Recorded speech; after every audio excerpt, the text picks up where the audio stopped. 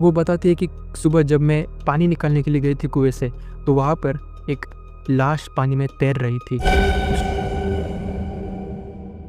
60-70 साल पहले की बात है। बिहार के एक छोटे से गांव में, कतरा नाम है उस गांव का। वहाँ पर एक फैमिली रहती थी। काफ़ी छोटा सा पर सुखी परिवार था उनका। उस फैमिली में 4 ही लोग थे, पार्वती देवी, उनके हस्बैंड और 2 बच्चे थे उनके। एक दिन पार्वती देवी के साथ कुछ ऐसी घटना हो जाती है जिसे सुनने के बाद पूरे गांव के होश उड़ जाते हैं। किसी को भी विश्वास नहीं होता कि, क्योंकि पहली बार ऐसा कुछ हुआ था उनके गांव में। तो होता ये है कि उनके गांव में एक कुआं था और गांव के सभी लोग उसी कुएं का पानी इस्तेमाल करते थे।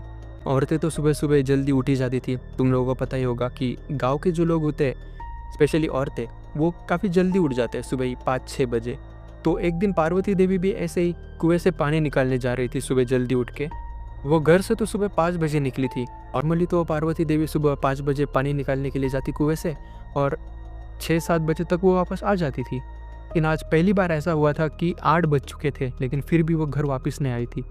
जब पार्वती देवी के हस्बैंड की, यानी कि शिव शंकर की, जब आँख खुलती है तो वो अपने बेटे से पूछते हैं कि बेटा, मम्मी कहाँ पर गई? तो बेटा बताता है कि वो तो सुबह ही कुएं से पानी निकालने के लिए गई है।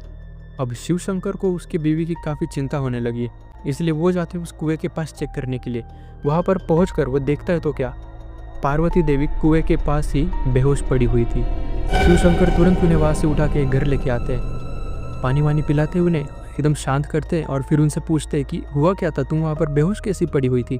वो बताती है कि सुबह जब मैं पानी निकालने के लिए गई थी कुएं से, तो वहाँ पर एक लाश पानी में तैर रही थी।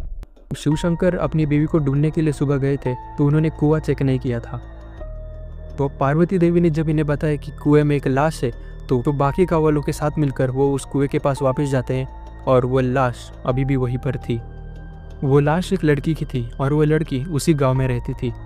उस लड़के का कोई परिवार नहीं था, वो अकेली ही रहती थी कई सालों से उस गांव में। फिर गांव के कुछ लोगों ने पुलिस कंप्लेंट की, इन्वेस्टिगेशन शुरू हुई। पुलिस अपनी पूछताछ और तहकीकात में लग गई। 7-8 दिन तो यूं ही निकल गए पूछताछ में।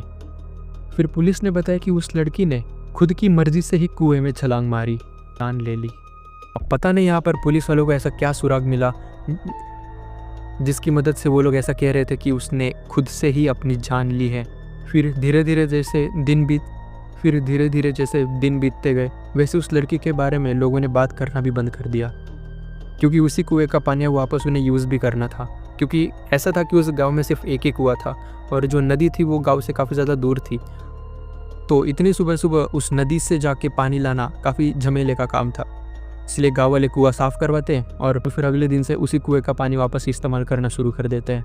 इनमें तो सब कुछ बिल्कुल नॉर्मली लगता था, लेकिन आज की रात जो होने वाला था उनके साथ, वो किसी ने सोचा भी नहीं था।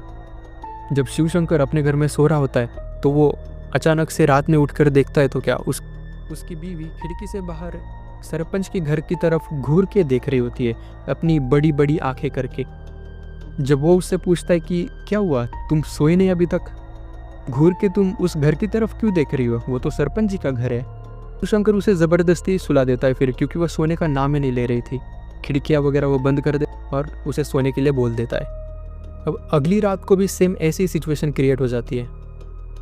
वो फिर से आधी रात को उठ के सरपंच के घर की तरफ घूरती रहती थी बस।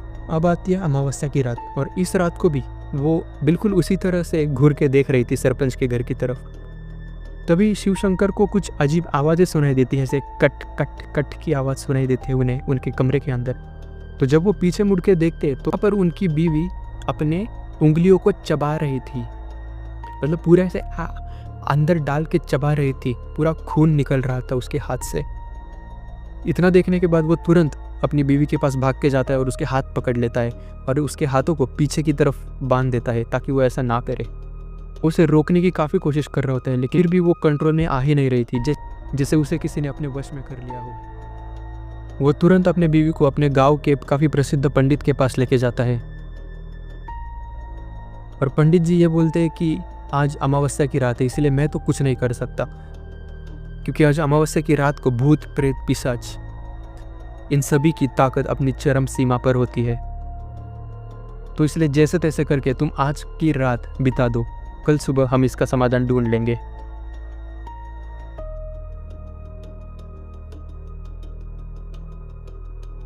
उस पूरी रात पार्वती देवी बस चिल्ला रही थी ज़ोर ज़ोर से, और वो भी उसकी खुद की आवाज़ में नहीं, किसी और की आवाज़ में। वो आवाज़ किसी दूसरी लड़की की ही लग रही थी।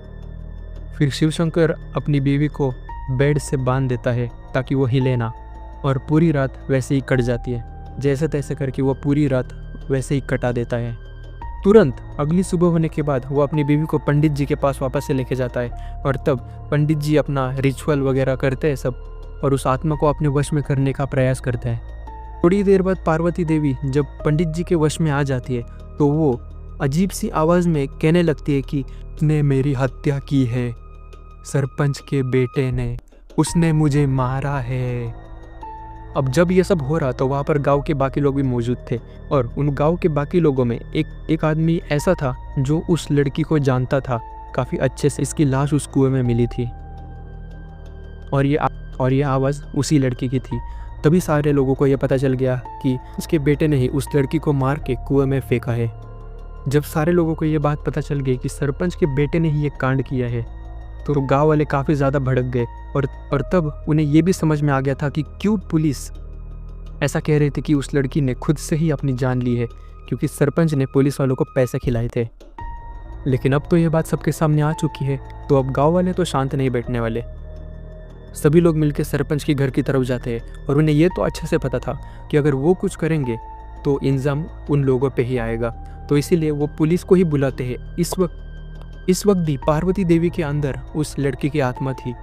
वो एकदम फुल स्पीड में भागते हुए सरपंच के घर के अंदर घुसती है, और उसके बेटे के रूम में जाती है, और उस रूम में से एक सीडी उठाती है और वापस से बाहर आके उन लोगों के हाथ में देती है। उस सीडी में वो सारे सबूत थे कि सरपंच के बेटे ने ही उसकी हत्या की है उस रात। सरपंच के बेटे ने ऐसा इसलिए किया क्योंकि वो उस लड़की के साथ सिर्फ एक रात गुजारना चाहता था। वो उससे शादी नहीं करना चाहता था, बस उसे इस्तेमाल करना चाहता था। इसलिए उसने उसका फ़ायदा उठा के उसे मार के कुएं में फेंक दिया। और उस रात जो कुछ भी हुआ ये उस सरपंच के बेटे ने ही उस सीडी में रिकॉर्ड करके रखा था। अब तो गाँव वालों के पास सबूत भी थे कि सरपंच के बेटे ने ही उस लड़की की हत्या की है, तो अब पुलिस भी कुछ नहीं कर सकती थी। इसलिए वो उस लड़के को अरेस्ट कर लेती है, और तब जाके उस लड़की की आत्मा को शांति मिलती है और वो पार्वती देवी के शरीर से मुक्त हो जाती है। तुम लोग अपने विचार इस स्टोरी के बारे में ज़रूर शेयर करना मुझे। और हाँ, अगर तुम लोगों को अपनी स्टोरी मुझे शेयर करनी है तो डिस्क्रिप्शन में मैंने नीचे एक जीमेल दे दिया है, तुम वहाँ पर अपनी स्टोरी शेयर कर सकते हो सकता है अगली वीडियो में मैं तुम्हारी स्टोरी सुना रहा हूँ। टिल देन ख्याल रखना अपना, फिर मिलेंगे।